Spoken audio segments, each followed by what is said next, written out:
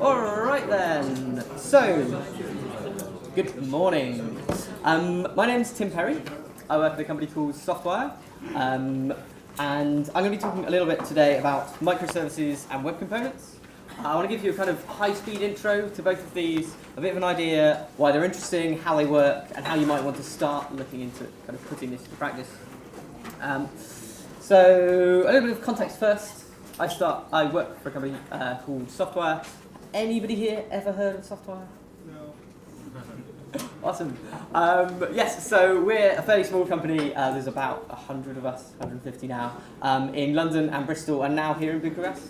And we are quite heavily recruiting here, and we're quite keen to get all sorts of excellent software developers to come and work for us. And if you're interested in that kind of thing, come and talk to me afterwards. We do bespoke software development. We build products for everybody else.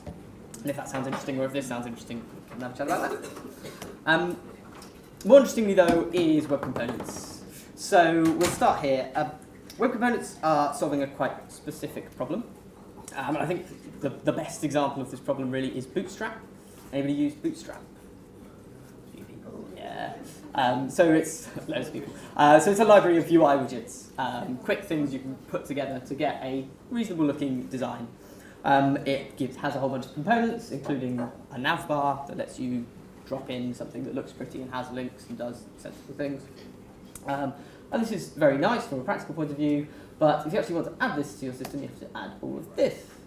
This is a huge amount of HTML, none of which you care about.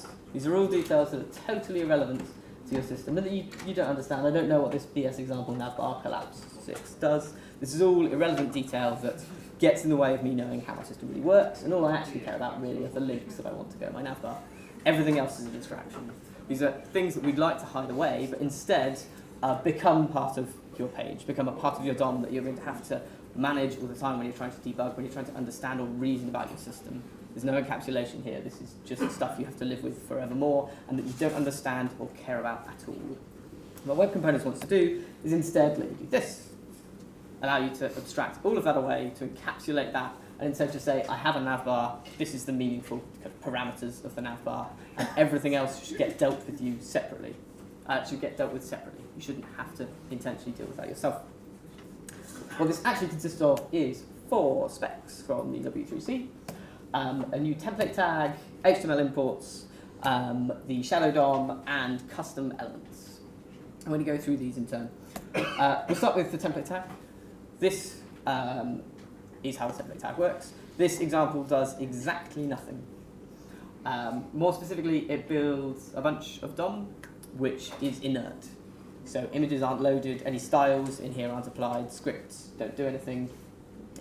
This is dead DOM that doesn't actively get interacted with in any way by the browser, but is available. The browser parses it, prepares it to put it into the page, but doesn't actually do any of that for you. So it's ready for templating. And a lot of JavaScript libraries already have various hacks to deal with this. Scripts with type HTML, so it just gets treated as a string and you then pass it yourself in the library, or divs that are actually part of the page but carefully get hidden and you copy off to other places.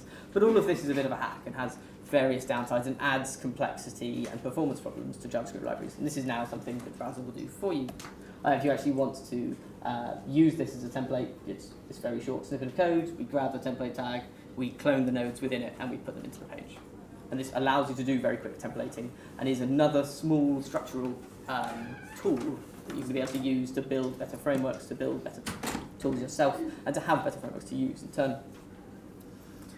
The next of these 4 specs is HTML imports. HTML imports adds a new link rel equals import, which allows you to import an HTML file. That has some interesting semantics. The text within that does nothing. It never appears on your page, but it is accessible to JavaScript. Go and pull the content from there. Styles are applied to the whole page, and scripts are immediately run.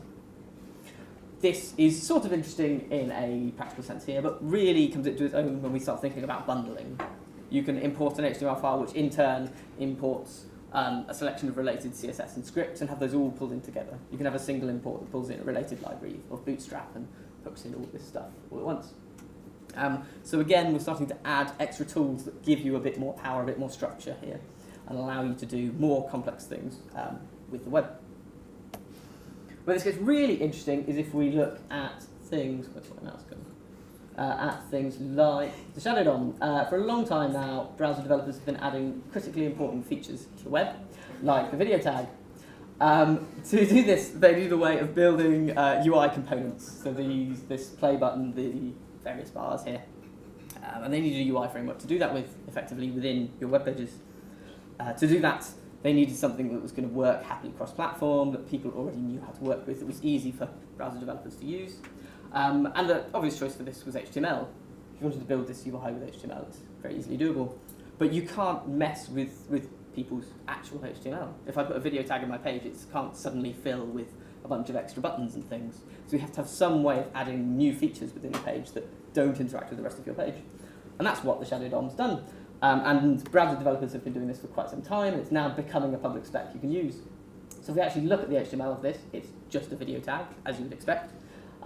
If we then use this exciting feature in Chrome where we show the user agent Shadow DOM, then all of a sudden this has children. And we've got a shadow root here, which defines an isolated chunk of the page. And within here we've got a div, we've actually got a whole bunch of buttons and some ranges and some buttons and so on. And this is how the video element has actually been implemented in Chrome. It's a bunch of HTML, they're hidden away, that you don't have to care about, but which exists within your page. It's isolated, it's separate, and it's separately managed, but it works, and it redefines the presentation of this element. That's how Shadow DOM works. So styles on the overall page, selectors don't match elements within this DOM, so you've got an isolated CSS context. JavaScript passing through the DOM nodes never sees the elements in here, and you have a fundamentally separate isolated chunk of the page, which allows you to build abstractions on top. The actual API for doing this yourself looks like this. If you define a div with some content we don't care about, you can then grab it, you can create a shadow root in it, and then you can put some content in that shadow root. And when the element is actually rendered, the content of the shadow root is what's used for rendering. Everything else sees the element as it was in the page, but the shadow root redefines the presentation of that element. And this DOM invisible headline is actually the output of this, so we never see the original content there. This is kind of useful. This lets you completely rewrite an element to look totally different. This gets more useful if we do things like this. So here we redefine the element, and our content includes this content tag.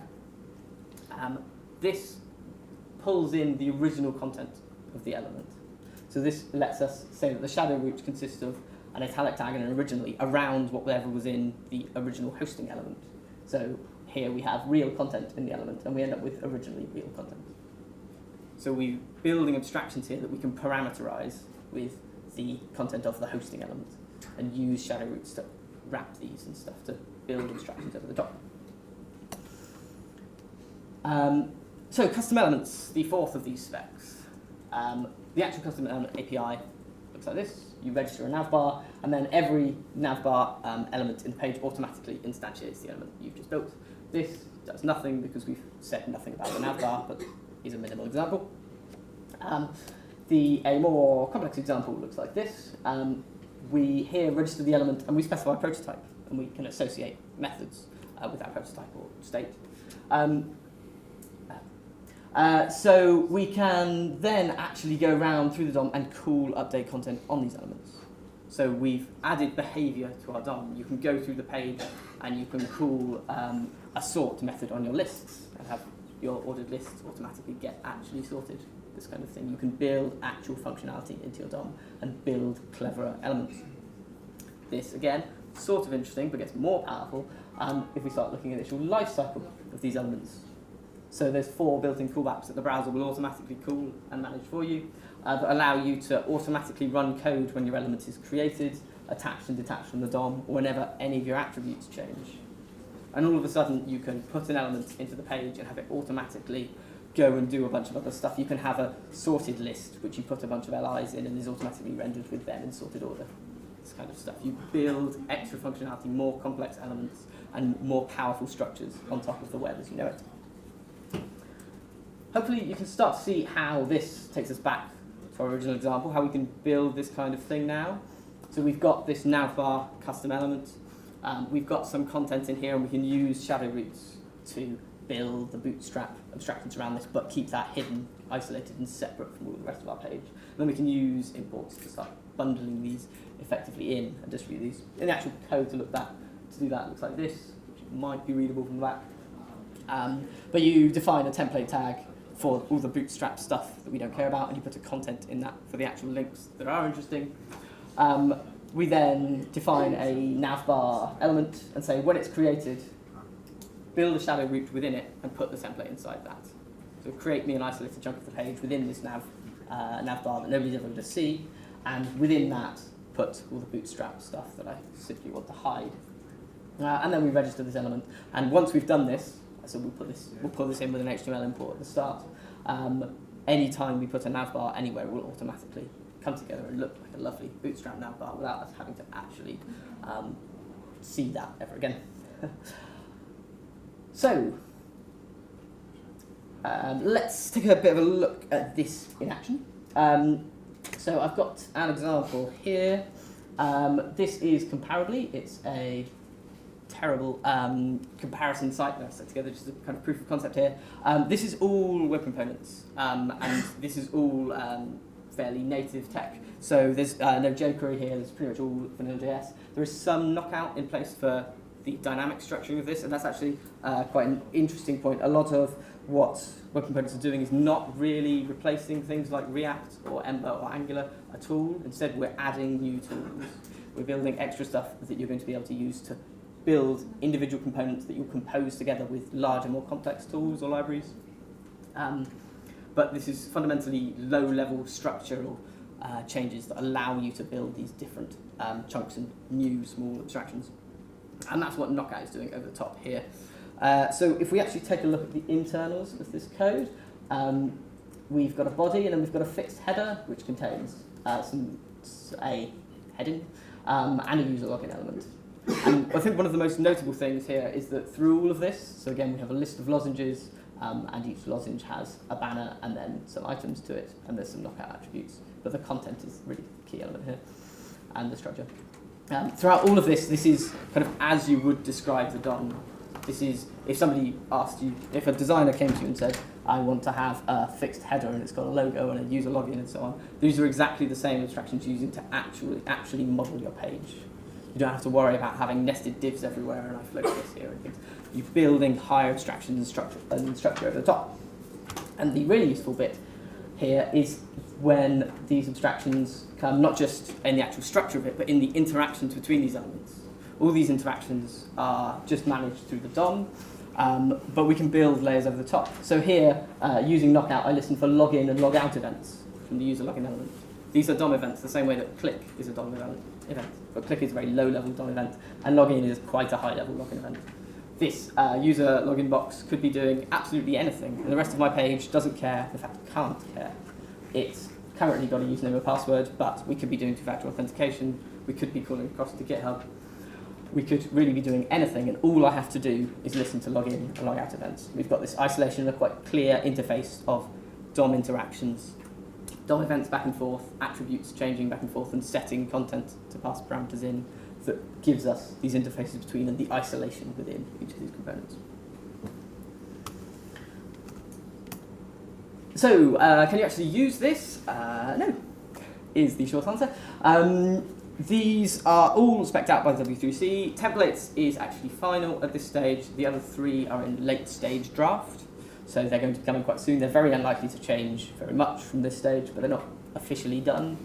And all of these are implemented and working in Chrome, and this is the current version of Chrome using exactly these APIs. They're almost all implemented in Firefox, but everything that's not actually out of draft yet is behind a flag, so you have to explicitly turn it on in your browser. Safari have implemented the templates tag, and IE have done nothing. I think it's on the list of features they'd quite like to do for Edge, but it's still up in the air and nobody really knows. There are some quite good polyfills for this, going right back to IE9, and there's far more interestingly, I think, there's quite a lot of support and drive for this in the big JavaScript frameworks. So Angular 2, as people may have heard, is pretty much built around exactly this kind of pattern. So exactly the same kind of structures, putting you in exactly the same place, trying to build these isolated separate components, but not necessarily immediately using the native APIs, but putting you in a place to move very seamlessly to that as they become better supported. Ember similarly is moving everything to components. Knockout has its own components framework internally, which actually goes back to IE6. And this is very much the way the web is going. This is getting pushed quite hard by Chrome and Mozilla now, and is going to be the future of building large web applications. If you want to be able to build a complex UI, that everything is pushing quite quickly towards building separate, composable chunks, building higher abstractions that allow you to not simply have a DOM that has a million divs defining absolutely everything in one place. So, let's move on to something completely different. Microservices are an architectural pattern made popular by Netflix and Spotify and Amazon and eBay and lots of other big people. Focused around building your architecture as small, standalone processes. And this is best understood in comparison to monoliths. So this is the way that most people, certainly initially, end up building their architectures. You have a single process that runs your system, a single container. This contains a whole bunch of components within it, your models, your controllers, your views, but all of these are fundamentally coupled together. You have to deploy them together, you have to manage them together. They're within the same code base, by and large. And this puts you in a tricky place. If you're very disciplined, you can quite carefully build these in extremely modular, clear ways with good separation between all these components, but it's very, very easy to fall out of that. And we've seen a lot of customers get themselves into a huge ball of mud. These lines merge and everything runs together and becomes a huge mess. There's no clear interfaces between it here except the ones that you are very careful to enforce all the time. And as soon as that starts to fall apart, it rapidly unravels. Microservices instead are proposing an approach more like this extremely generic diagram, where we have many small interacting components. So you may have one component for charging your customers' credit cards, a service for recommendations, this kind of thing. Individual small parts of your business functionality as separate services. These interact typically over simple HTTP calls, sometimes over kind of asynchronous message queues, but critically over simple, dumb protocols.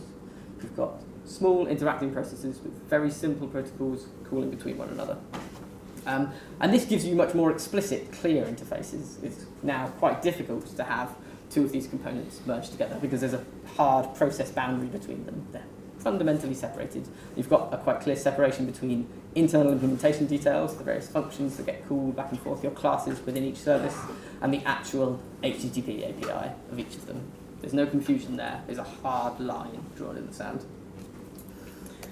There's a few core things behind this and why this is interesting. Firstly, these are many standalone processes. They're frequently a single file. You want them to be short enough, really, you can understand the whole thing in one sitting. That's really the goal here, to be able to break your system down into sections that stand alone, that you can just understand and change separately and independently.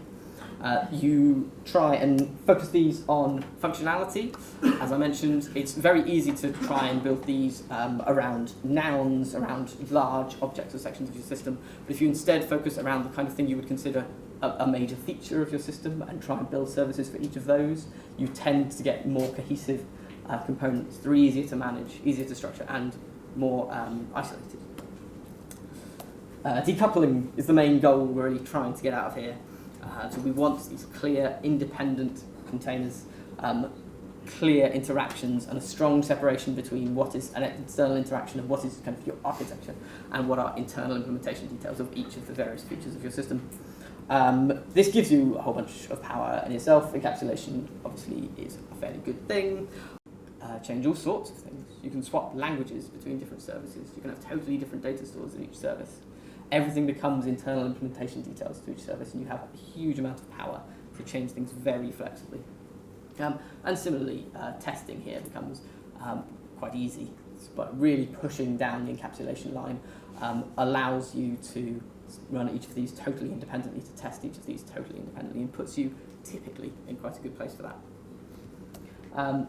And finally, these have a single responsibility. We're aiming for small services that do one thing. And the main challenge in trying to architect good microservices architectures is finding the place to split these seams and pushing to keep these small rather than allowing things to collapse together. There's a few classic problems that people are concerned about here. The main one being that deployment is quite a lot harder. Once upon a time, you had a PHP application that you copied into a folder, and now you've got a huge amount of stuff to run. This is more difficult. There is a cost to a microservices architecture. It is not trivial. There are downsides, and if you're building very small systems, they're often not worth it. As soon as you start to scale up, though, the complexity is worth it. To be able to actually do this, you have to automate your deployment. You have to have good continuous delivery principles. You have to be able to quickly and effectively ship code with extremely little effort, one button or less to deploy stuff through. But once you've got that automation in place, you get a huge amount of power. You can deploy your different services totally independently. I can change how user login works without touching or having any concern about credit card transactions. You can scale your services independently. If I'm building Twitter and I've got a read tweet service and a write tweet service, people read tweets a lot more than they write them. I can run 1 million copies of that. And by separating and encapsulating these details, it becomes quite easy to push the stateful parts of your system into their own small corners and keep the rest completely stateless. Having these stateless microservices puts you in a really good position to scale these out and manage them. Or similarly, to distribute them for high availability. You can spread these services around the world very easily for various individual bits of your system. And rather than having to make that decision every time on your entire service as a single blob, you can manage it for each individual element of your functionality. The other interesting part here is that because we're using HTTP, we get a huge amount of flexibility and power from existing tools. You can drop load balancers in between your systems to automatically manage scaling out, but also to do things like A/B testing. You can have 2 different versions running of the same system. You can have 2 different ways of charging credit cards, run them against your users and see which one works better. You can run multiple versions for compatibility, all this kind of thing, and manage routing between them. HTTP is already good at managing lots of interactions between systems, and you get a lot of this kind of power from here. And similarly, caches, we can just start dropping caches into our system. If you wanted to cache various values within your monolith, there's some complexity to that. It ends up having interactions where exactly do I put this within my mess of classes. Here, none of your systems even need to know about it at all. It's a totally separate component that you drop in between 2 different services. And similarly, all the kind of tools you might use to debug and inspect HTTP traffic just work and allow you to look at what's going on exactly inside your system throughout. The other thing people tend to worry about is performance. I think deployment really is actually the much larger concern. There's a cost to building the kind of structures to get this working. Performance really never tends to be as bad as it might sound with this. Your architectures tend to be quite wide rather than quite deep. You'll be making calls to maybe 1 or 2 other services, but you very rarely get into the quite concerning case where you have a long chain of I call this service, which calls this service, which calls this service. And that's where the latency is really going to land. But that rarely happens, and you'll see as you try and work out structures for your system here, it comes out wide rather than deep. And secondly, we can trade this off fairly easily. When you see that you do have an expensive call, there's quite a lot of stuff you can often make asynchronous, and moving on to message queues makes that quite easy. So Twitter, if I'm writing a tweet, I don't need to synchronously update everybody's timelines. I can throw a thing on a queue and have a separate service go through and update these outside the request and immediately respond, keep my latency low there. And finally, we can trade these off completely. Once we've built this clean, separated, encapsulated architecture, we can then, only where we need to, make the trade-off back again for performance. Recombining microservices is much easier than separating a huge ball of mud into a bunch of microservices, which is actually quite a hard task.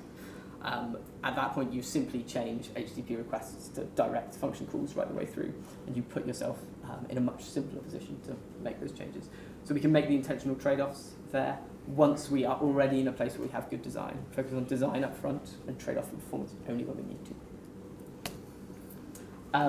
So again, a very quick look at an example in action. The example here, once more, is comparably. So I've got a whole bunch of services that allow you to update individual items in here, manage comparisons, manage login, and all of this kind of thing. And this is most interesting to look at really in diagram form. So here we've got a service that actually serves up the front end, a bunch of services that allow you to query and change various elements of the system, and an authentication service. And some of these services are authenticated, provide tokens which get passed back through, some of them don't. And this isn't necessarily really the core benefits of microservices at scale. As I say, the benefits come as you start to build larger and larger systems. What I want to illustrate here really is the flexibility that I have in this system now because of this change I've made. I can run different services with totally different backends and they don't know anything about it. I can scale each of these totally separately. I can update and run multiple versions of each of these. And you gain flexibility and control by making these changes. Finally, I want to wrap up by explaining why I'm actually talking about these at the same time. They are not the same in many ways. One is a high-level architectural pattern, and the other is a way for building reusable UI widgets. They do share a few common principles that I think are really interesting for understanding why both of these are good and trying to drive us towards better architecture in general. So, firstly, both of these push you towards encapsulation by default. Everything you build in both cases has a quite hard isolation boundary. The shadow DOM forces you to keep your components separate. An actual process boundary between your components pushes you to define an explicit external API and internal implementation details and pushes you constantly in a direction of better design. It's not going to give you a better design for free by any means, but it's providing a pressure that pushes you towards building stuff better. Secondly, we're interacting here through a common medium. In both cases, we're using existing standard interactions. DOM interactions, elements, content attributes are exactly the way all your existing tools work. They're tools everything already understands. If you drop web components into a framework that has no idea about web components, it's just another element. It just kind of works. All the dev tools for every browser you've ever used will give you basic stuff. Chrome, I can set breakpoints on login and log out events. This kind of stuff. Everything works because we're using standard interactions. And similarly, because we're using HTTP, we can use caches, we can use load balancers, we can use all these standard tools. And we have the flexibility of using interaction systems here that everything already understands, that work with any system. I can write an HTTP service in any language I might realistically choose to use. And this brings me to really the main overall benefit. Both of these push you towards a design that is modifiable, a design that allows change in future. And this is really what we want in a kind of agile development process. I don't want to design my system up front, but at the same time I need to be able to eventually end up with a design that's going to work for all the complexity that is going to come. I need to be able to build designs that are flexible and allow future change. And these systems both allow changes to internal implementation details. They hide these details from the other components, the other services, and they give me a high degree of confidence that I can change how login is going to work without anything else breaking. It would be difficult. I would have had to fight against the stream to couple the internal details of login to everything else and push towards a direction where changing implementation details is easy. Changing the overall architecture, similarly, is easier. Because I'm using standard interactions, I'm in a place where I can change how my components talk to one another. I can drop in load balancers and caches. I can use my tools to debug, manage, and understand my architecture. And I can rewrite individual components with confidence that everything is going to speak the same language. Everything is going to work. I can change how my various UI elements are connected together, and they're still using the same language, which makes it easy to change those interactions.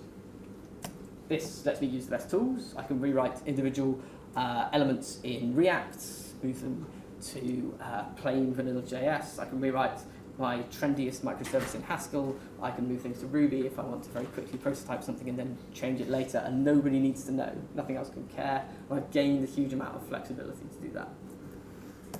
And finally, This lets you iteratively evolve your implementation. All of this comes together to let you change structure, lets you change implementation detail with less risk. This is by no means a panacea. There are lots of challenges involved in this, and there is a cost to doing this. But as you get to larger, more complex applications, it pushes you in a direction that gives you an architecture that is easier to change, easier to manage, and easier to work with. That's everything I want to talk about today. I'm Tim Perry. I'll stick these slides up on Twitter in a minute, at Tim Terry. And again, if you are looking for thrilling jobs in software development, Softwire do now have an office here in Bucharest, and we are very enthusiastically hiring. Thank you.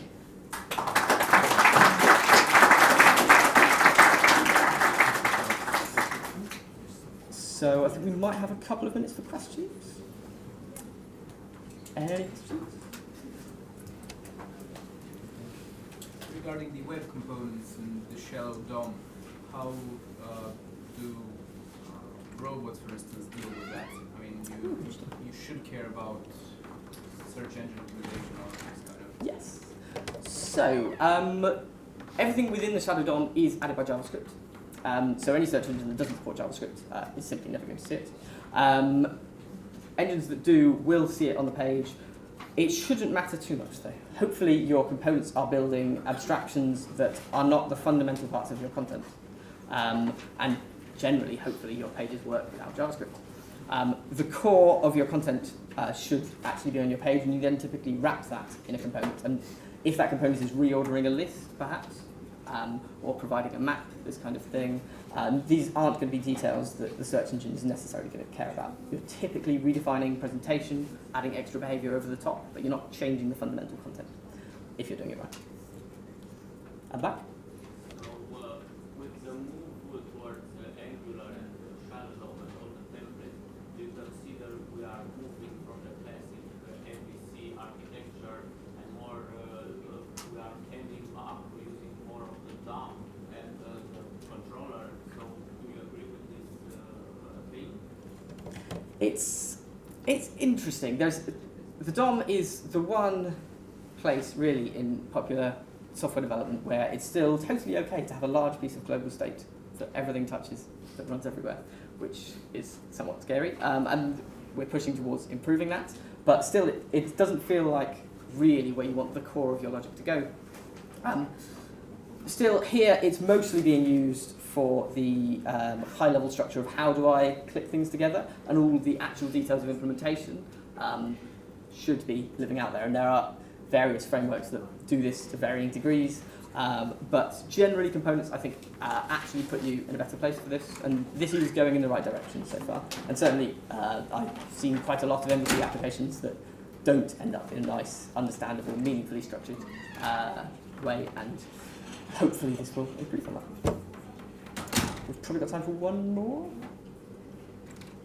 Anything else? Okay, cool. I'll be around for the rest of the day and tomorrow. And obviously the open spaces and things, if anyone wants to grab me for any questions or talk about anything else, that'd be great. Thanks.